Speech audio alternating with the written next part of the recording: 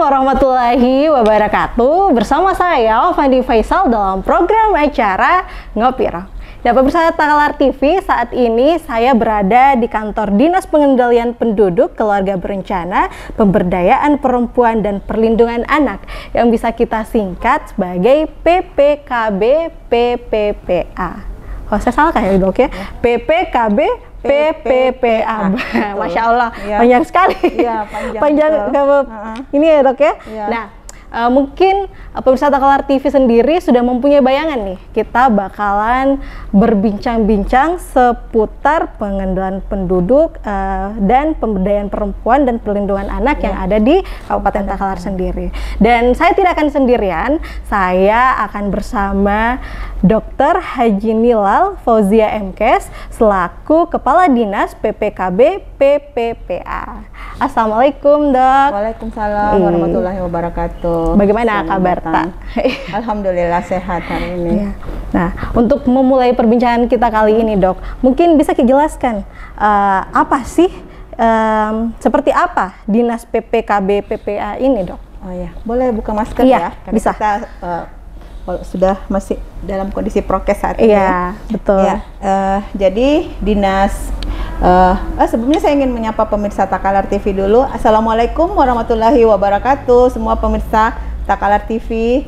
Ya, hari ini kami kedatangan tamu dari Takalar TV, ingin berbincang-bincang ya, dalam acara Ngopi Rong. Ya. Ya, jadi Dinas PPKB P3A itu menyelenggarakan dua urusan besar, yaitu pengendalian penduduk, keluarga berencana, dan juga pemberdayaan perempuan dan perlindungan anak. Jadi di dinas kami itu terdiri dari satu sekretariat dan ada 4 bidang. Bidang-bidangnya itu antara lain bidang advokasi, pergerakan, dan juga pendayagunaan penyuluh KB. Kemudian ada bidang perlindungan perempuan dan anak. Kemudian ada bidang KB, ketahanan dan kesejahteraan keluarga, dan juga ada bidang pemberdayaan perempuan. Jadi ada 4 bidang di Dinas PPKB PPPA Kabupaten Takalar. Ya. Nah, jadi dokter juga tadi sudah menjelaskan nih tentang bidang yang ada di kantor Dinas PPKB PPA ini, seperti bidang advokasi, penyuluhan KB, pemberdayaan perempuan, dan apalagi satu dok tadi? Bidang perlindungan perempuan dan anak dan pemberdayaan perempuan, serta bidang KB, kesejahteraan dan ketahanan keluarga. Ya, betul. Nah, kalau seperti itu dok, terkait program yang ada di Dinas PPKB PPA ini pastinya memiliki program unggulan. Ya. Apa aja sih dok program unggulan yang sudah terrealisasi? Mungkin sebelum melihat apa yang sudah terrealisasi dari Dinas PPKB P3A Kabupaten Takalar, kami ingin menjelaskan bahwa ada beberapa program yang termasuk dalam program unggulan dari dinas kami, yaitu yang pertama yaitu program Bangga Kencana. Bangga Kencana. Ya, kemudian yang kedua program-program yang ada di dalam Kampung KB, kemudian juga kegiatan-kegiatan atau program-program yang terkait dengan pemberdayaan perempuan dan perlindungan terhadap perempuan dan anak. Jadi mungkin saya mau menjelaskan dulu tentang program Bangga Kencana. Jadi program Bangga Kencana ini merupakan salah satu program nasional untuk bagaimana meningkatkan kesejahteraan keluarga. Ya, betul. Ya, pada program tersebut ada beberapa kegiatan-kegiatan yang dilakukan, antara lain yang pertama yaitu pengendalian penduduk melalui program Keluarga Berencana. Jadi kalau di dinas kami di KB itu tidak melarang orang untuk melahirkan atau hamil atau punya anak banyak, tetapi kami selalu mengedukasi masyarakat bagaimana untuk mengatur jarak kehamilan, tetapi dengan slogan dua anak lebih baik. Lebih sehat dok ya.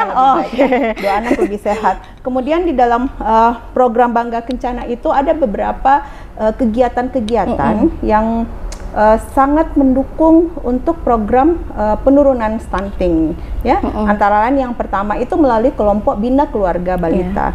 Nah, kelompok Bina Keluarga Balita ini adalah kegiatan di mana di tempat itu ibu-ibu yang mempunyai anak bayi dan balita diberikan edukasi tentang bagaimana memberikan pola asuh yang baik terhadap anaknya, kemudian bagaimana melihat tumbuh kembang anaknya. Memang pada program BKB itu hasilnya tidak dilihat sekarang, tetapi dia akan dilihat di masa depan anak itu seperti apa mereka nanti, jangka panjangnya ya.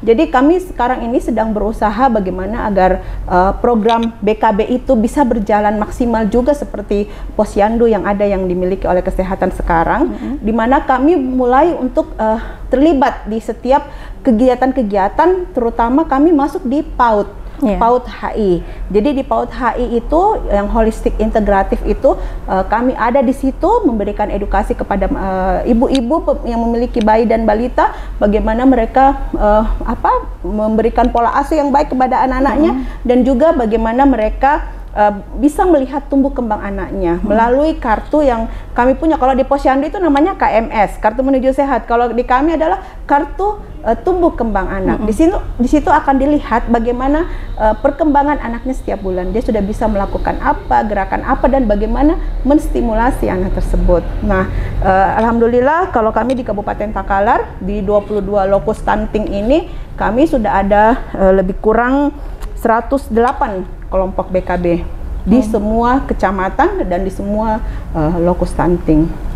Ya, berarti bisa dilihat dari programnya Dok bahwa dari Dinas PPKB PPPA ini itu bukan menjelaskan bahwa tidak melarang warga Takalar itu untuk cuma mempunyai 2 anak Dok ya, tapi dia mengatur jarak kehamilan dan melahirkan, tetapi 2 anak lebih sehat. Lebih sehat. Itu berpengaruh untuk tumbuh kembang anak selanjutnya, dan Dok, juga ya? kesejahteraan keluarga itu sendiri. Tentu kalau misalnya anaknya jaraknya terlalu rapat dan banyak, itu kan nanti akan mempengaruhi keluarga juga, baik secara kualitas maupun ekonominya karena biasanya anak-anak itu ketika mereka masih bayi dan balita itu perlu perhatian khusus dari orang tuanya. Nah, ketika orang tua sendiri tidak mengatur jarak kehamilan dengan anak yang begitu rapat dan banyak, tentu mereka semua tidak akan mendapatkan perhatian yang harusnya mereka dapatkan pada masa anak-anak itu. Jadi kami sangat berharap sih 2 anak lebih sehat. Lebih sehat Seperti begitu. Iya. Nah, apa sih Dok kendala dari program-program yang sudah terrealisasikan ini? Saya mungkin masih mau lanjut dulu tentang program yang lainnya terkait dengan Bangga Kencana ini. Yang kedua yaitu kami ada namanya Bina Keluarga Remaja. Bina Keluarga Remaja, di mana di setiap wilayah, desa dan kecamatan itu kami membentuk kelompok-kelompok remaja. Di kelompok-kelompok remaja itu mereka diberikan edukasi dan pengetahuan bagaimana mempersiapkan diri untuk menjadi orang tua yang sehat, supaya mereka nanti melahirkan anak yang sehat. Bagaimana pergaulan remaja yang sehat, bagaimana kesehatan reproduksi yang baik. Itu yang kami lakukan sekarang, dan alhamdulillah karena kita juga ikut terlibat di dalam penurunan stunting ini, maka kami sudah menyiapkan semua kecamatan, semua lokus stunting itu memiliki kelompok remaja. Nah, kelompok-kelompok remaja ini bukan hanya ada yang berbasis masyarakat, tetapi ada juga kelompok-kelompok remaja yang kami bentuk di sekolah-sekolah melalui PIK Remaja. Nah, di PIK Remaja itu diharapkan setiap sekolah itu ada konselor sebaya. Kadang-kadang kan anak-anak remaja itu ketika mereka mempunyai problem-problem, mereka tidak mau bercerita dengan orang tua Dok. atau dewasa, tetapi dia mencari yang sebaya dengan dia. Nah, mungkin lebih nyaman, Dok, lebih nyaman. Jadi itu yang sedang kita galakkan sekarang, dan juga teman-teman yang ada di forum genre juga sudah mulai melaksanakan kegiatan-kegiatan yang sifatnya bagaimana mengajak para remaja-remaja kita ini untuk menjadi remaja yang berencana. Karena masa depan itu harus direncanakan, tidak datang tiba-tiba ya kan. Jadi wadah inilah yang bisa menjadi tempat bagi remaja-remaja kita supaya mereka bisa mempunyai pengetahuan terhadap triad yang harus mereka hindari, yaitu pernikahan anak, kemudian seks bebas, dan kemudian narkoba. Nah, inilah yang kami selalu sampaikan kepada remaja-remaja kita agar mereka menghindari 3 ini. Nah, kemudian ada satu program lagi, yaitu program Bina Keluarga Lansia. Jadi kami ini di BKKBN mulai dari remaja sampai lansia itu masih menjadi tanggung jawab kami, di mana kami memberikan pembinaan terhadap para keluarga lansia, bagaimana mereka memelihara lansia jika ada di rumahnya, apakah orang tuanya, keluarganya, ya, karena kadang-kadang kita tahu karakter lansia itu biasa kembali lagi seperti anak-anak, ya, jadi perlu perhatian lebih, khusus, perlu perhatian lebih, sehingga mereka menjadi lansia-lansia yang sehat dan tangguh, ya. Kemudian satu lagi di program kami yaitu adanya kelompok UPPKS. Kelompok UPPKS ini adalah kelompok masyarakat yang memiliki usaha rumah atau home industri. Kita ketahui bahwa sekarang Bapak Bupati ini sedang kencang untuk bagaimana menggalakkan program UMKM ya yang ada di masyarakat, program-program sederhana. Nah, di kelompok UPPKS ini kami memberikan pelatihan, kemudian pembinaan, sehingga mereka bisa menghasilkan produk-produk yang bisa dikonsumsi oleh masyarakat dan tentu saja akan meningkatkan kualitas ekonominya dan juga kesejahteraan keluarganya. Nah, itu untuk program Bangga Kencana yang ada di kami. Seperti itu. Seperti itu, Dok, ya. Nah, berarti bisa terlihat nih dari programnya itu bukan cuma memerhatikan masalah anak dan masalah perempuan, Dok, ya, tapi dia memikirkan dari ketika masih remaja menjadi orang tua dan menjadi lansia itu sudah diperhatikan sedini mungkin, Dok. Dan kelangsungan hidupnya dengan adanya program Bangga Kencana. Iya, Bangga Kencana itu memikirkan kelangsungan hidup perekonomiannya, Dok, ya. Intinya adalah bagaimana masyarakat itu bisa hidup sejahtera. Iya, betul. Berarti memang membahas secara sekeluarga menjadi lebih umumnya, Dok, ya. Nah, kalau seperti itu, Dok, seperti apa Dinas PPKB PPA ini bersinergi dengan masyarakat dalam hal kesehatan seperti stunting serta sosialisasi terkait keluarga berencana, Dok?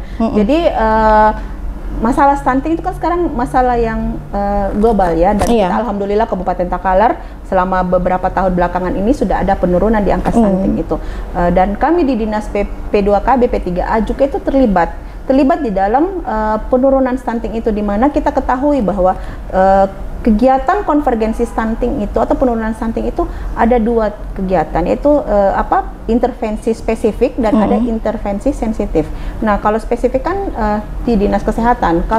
Kalau intervensi sensitif itu semua OPD terlibat, termasuk kami juga Dinas PPKB P3A. Nah, disitulah tadi perannya kelompok-kelompok itu di dalam penurunan stunting itu, di Bina Keluarga Balita, Bina Keluarga Remaja, dan juga Bina Keluarga Lansia. Serta UPPKS. Karena sekarang ini kami sedang berupaya bagaimana supaya program-program kami itu bisa mengarahkan kepada bagaimana mengedukasi masyarakat untuk tidak lagi melahirkan anak yang stunting. Jadi yang remajanya kita ajarkan tentang kesehatan reproduksi, kita ajarkan kapan waktu sehat untuk menikah, ya kan, umur 19 tahun. Jadi tidak diperkenankan lagi sekarang anak-anak remaja itu untuk menikah di bawah usia 19 tahun. Karena itu nanti mempunyai potensi untuk melahirkan anak yang stunting. Nah, kemudian di kelompok BKB, di kelompok Bina Lansia itu semua kami sudah masuk di situ. Dan kemarin saya lihat ada keluar Perpres nomor 72 tahun 2021, sudah ada tugas masing-masing OPD untuk terlibat di dalam penurunan stunting ini. Nah, kami di Dinas PPKB P3A Kabupaten Takalar tinggal menunggu juknis dari pusat seperti apa peran kami. Tapi untuk sementara yang kami lakukan adalah bagaimana mengembangkan program-program Bangga Kencana itu, termasuk juga program-program yang ada di Kampung KB. Ya. Jadi kami di Kabupaten Takalar punya 18 Kampung KB. Hanya saja Kampung KB itu sekarang sudah berubah nama menjadi Kampung KB Berkualitas. Berkualitas.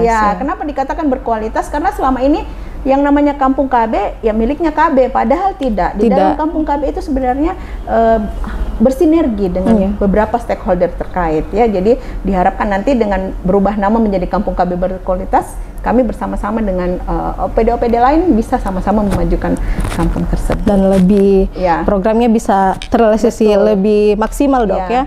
Nah, tadi sudah dijelaskan sama dokter mengenai KB. Nah, selanjutnya kita bakalan membahas tentang pemberdayaan perempuan dan perlindungan anak yang ada di Kabupaten Takalar ini, Dok. Seperti apa?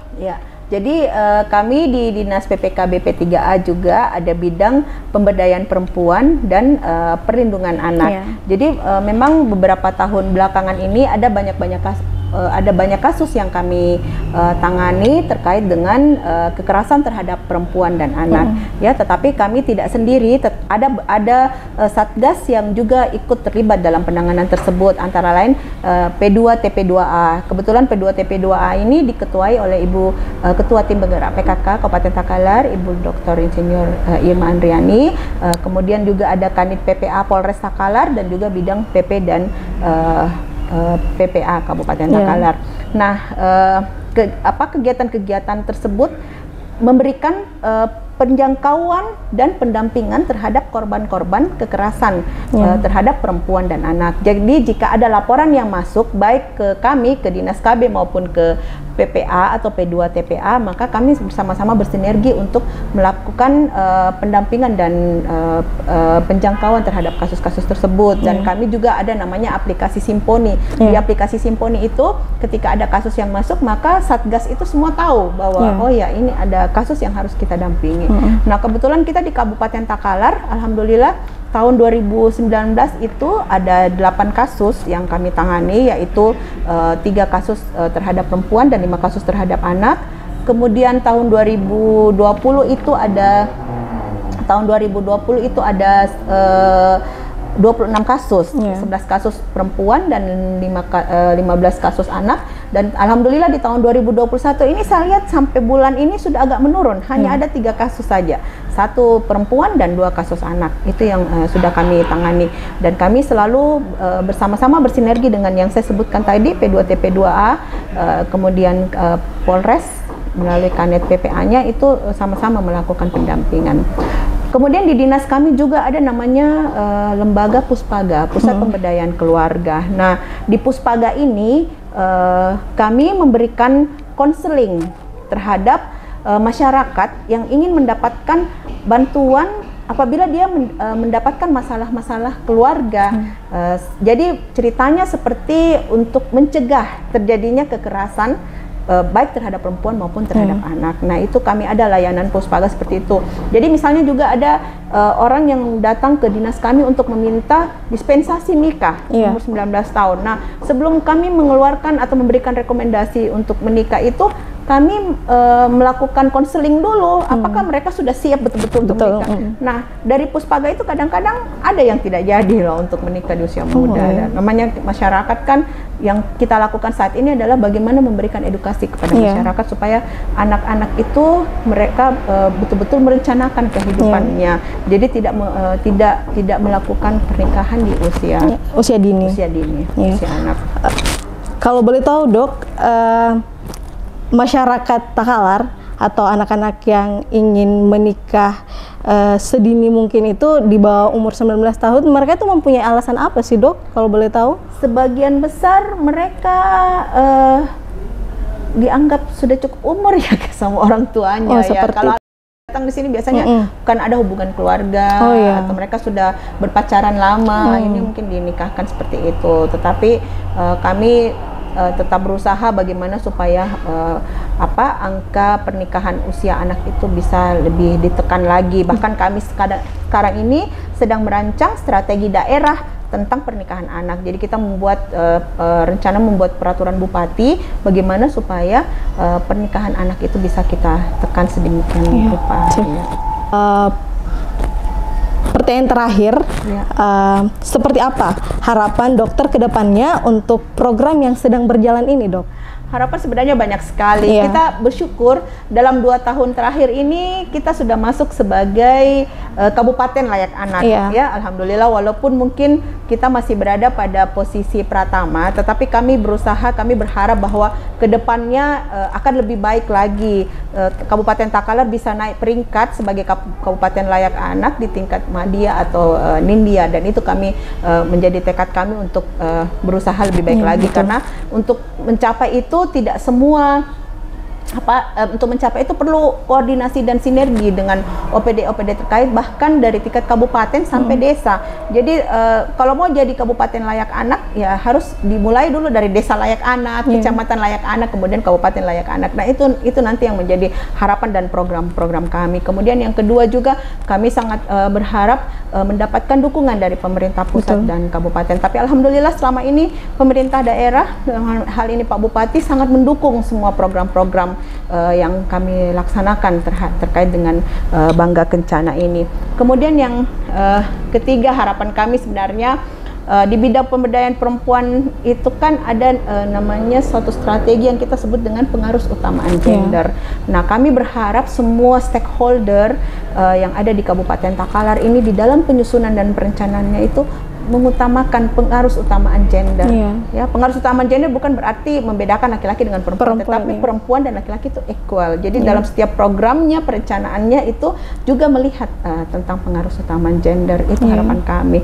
Dan tentu saja kedepannya kami berharap semua program-program yang ada di Dinas KB bisa berjalan seperti yang kita harapkan, sehingga apa yang menjadi tujuan dari RPJMD Kabupaten Takalar itu bisa kita raih sama-sama.